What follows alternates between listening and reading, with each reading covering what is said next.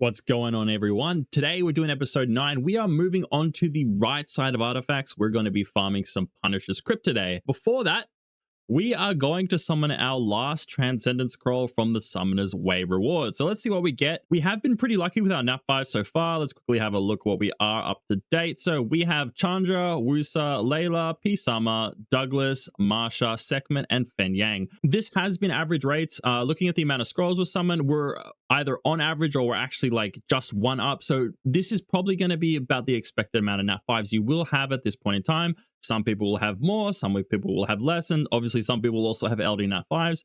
We unfortunately haven't got any yet, so it is what it is. But let's have a look, see what we get from this summon. So good luck to us, I guess. I'm actually going to be selecting the no monster rate up because I don't really want any of these new monsters. They're not that important just yet in the RTA meta.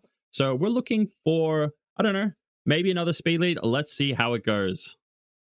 Oh, okay. Fire Ezio. So he is not a PvP unit, but he is a really good PvE unit. Eventually, he'll be used in some speed teams later on. For now, he's just going to be a storage warrior until we get strong enough to actually build some of those teams. We've been farming Punisher's Crypt just under a day now, and we did try a few teams to see if there was maybe a faster one out there with all the new updates. Unfortunately, none of the updates have improved the first beginner team. This is still the best one by far. We have Eirgar moving first on this team. One thing I want to say is it doesn't really matter too much if he has a damage set or a defensive set or a tank set, right? The one thing that I found important is that if you do have damage, minus damage on light on the artifact, this will pretty much always keep him alive, which allows you to build him on a damage set. Otherwise, if you don't have a good artifact left side, you could just make him slightly tankier. Right now, we have the Eirgar on defense percent, crew rate, and attack percent, but this artifact is definitely carrying him. Moving next on the team was Icaru. We did have to go and get some more accuracy on him. I think you want to have about 45 accuracy on this dungeon. It's between 35 to 45. I'm not actually 100% sure. It's been quite a while. But we also did go and get the artifacts for S1 accuracy on the right side as well. So we do have a decent amount of accuracy on him, so he is quite consistent. Next up, you definitely want to have your Raoq moving. If you still need to land a defense break for your Crow, it's always good to have Raoq moving just before him. Once again, I was trying to get a decent amount of accuracy on the Raoq, but it also was quite important that we were at 100 crew rate. This is a light dungeon, so he will definitely need the 100 crew rate to ensure that he's always getting his maximum damage output. You can put him on a rage, it doesn't really matter. You could even put him on fully broken. You just need to make sure you're getting the 100 crew rate, good decent damage, decent attack, and then I would say 35 is a good amount, and then maybe you can get some in the artifact. But we had him on attack, crit damage attack, fatal blade. And the last unit is Crow. So once again, we actually had minus damage on light just to help ensure that this team is a little bit more stable. If both the Eirgar and the Crow go down early on the boss stage, this team can potentially wipe. So I do like to make sure they at least have some HP and at least something in the artifact to keep them alive. Crow was on our Rage Blade set. Unlike Raoq, he is able to get away with only 85 crit rate, which is kind of nice. We actually were able to get a decent amount of accuracy due to this one rune here, which is we've had since the start of the game, but it is helping us get a little bit more accuracy. So the S1 defense break as well as the S3 branding is quite consistent. Pro was on a attack crit damage attack build. We do have decent grinds now. We are just looking for that right side artifact to improve him a little bit more. One change you will have to make for this dungeon is your Verdehile will have to go back to 100 crit rate. In the Still Fortress, the boss and the enemies are win, so you're able to run him at 85 if you really wanted to. One other big tip for this is to look for damage dealt on light for any of the other units, as this will help speed up the dungeon just a little bit. Let's have a look at how the dungeon team goes. So for the turn order, you're definitely wanting to go mid boss, and then on the final boss stage, you actually go left crystal, right crystal, final boss. This, you can't, it's almost impossible to go straight boss unless you have will sets, so I wouldn't really recommend trying. This team is honestly super consistent, so you're more than welcome to just try this out. This will probably work for everyone. If you find your Eirgar is dying too early, just make him on a slightly tankier build, and it should be perfectly fine. As you'll see here, we're going to go left tower, then we're going to go right tower, and then we're going to go straight onto the boss. The team does clear between about 1 minute. Like the fastest time I think we got was about 58 seconds, and it could even go down to about 125. But on average, this team is running anywhere between the 1 minute 10 to 115 range. And honestly, you can even, the really cool thing about this like last part is you can like just one shot the boss depending on the RNG. Your Raoq could hit like 7 times on his S1. It's a fun team, to be honest. And as long as you do clear this, then that's all that really matters, right? Something we can be doing now is setting up artifact exclusion settings. I'm going to show you the ones I think is perfectly fine for beginners. However, you are going to want to change this quite early on. This is really just going to get you the most basic artifacts so that you can just chuck them onto your monsters for now.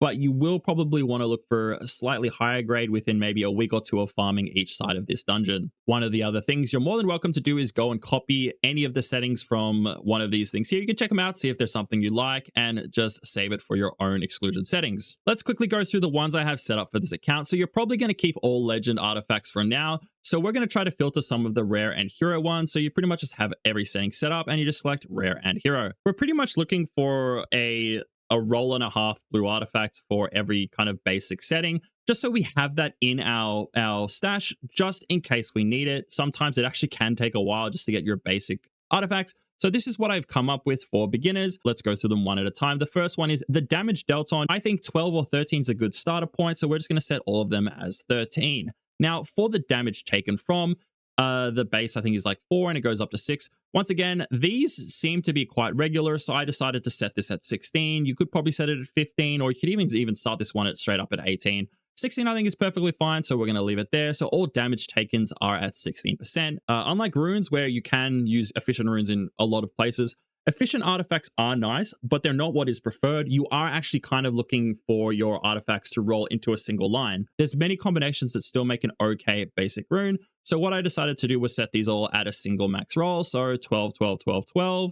And I think that's going to get you some okay basic damage artifacts for right side. So you can keep that for now. With recovery, you really are kind of just looking for a basic double roll. So I think 16 or 15% is perfectly fine. For accuracy, this is where you can kind of look for a mix. If you get, S1 accuracy, S2 accuracy, S3 accuracy on an artifact, there are places where this is usable. So I kind of set this up as just like a medium roll. So we're running these at all 10%. See, these two lines are not amazing. They're not amazing in the current meta.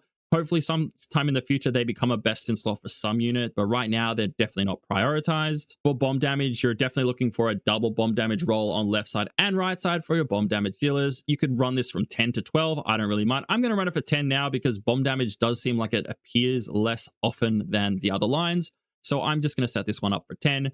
Crit damage isn't a preferred main line, but it is a good secondary line for units that you want to be slightly tankier. So I don't mind leaving this one at 9%. Life Drain has some very rare uses. Like it does still apply on vampire units or units that have healing in their kits. Definitely not a preferred line, but if you do get a good one, you might as well keep it. For additional damage, we're looking for the base as well as a single roll, which is 0.6. Same for attack, base is 4. With a single roll, max roll, it is 8%, and defense. And then the base for speed is, I think, 40%, and then a single roll is 80%. But with speed, we are primarily looking for double rolls above 100%. So I do like to set this one here. For crit damage more, crit damage less, this is going back to the same thing as before. Crit damage as enemy HP is less is definitely less prioritized than all of the other crit damage lines, as this only comes into effect when the enemy's HP is below 40%, which in most cases isn't very useful for anything outside of, some PvE aspects. I set up crit damage as more as a medium double roll, so we've got this set up at 15%. Crit damage as enemy HP is less is 32. The own turn 1 CD is the worst of the crit damage lines. However, it does roll max rolls. You can definitely still use these. I think I use them on a couple units, but they definitely are one of the worst lines as a main focus.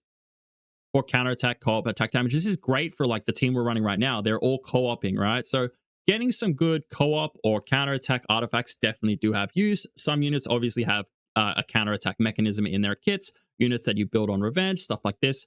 I like to set this one at 10% as well. What I recommend players go do now is go do maybe a week of farming artifacts, 1 week on left side, 1 week on right side, just so we have that stash of artifacts that we can put on our units and we don't have to go hunt for just the basic ones. Now, when you go to sell your artifacts, all you have to do is press sell selected, and this is going to filter out the artifacts we definitely won't be needing. There are quite a few things I need to be doing on this account. We still have the Summoner's Way. We need to complete all these quest lines.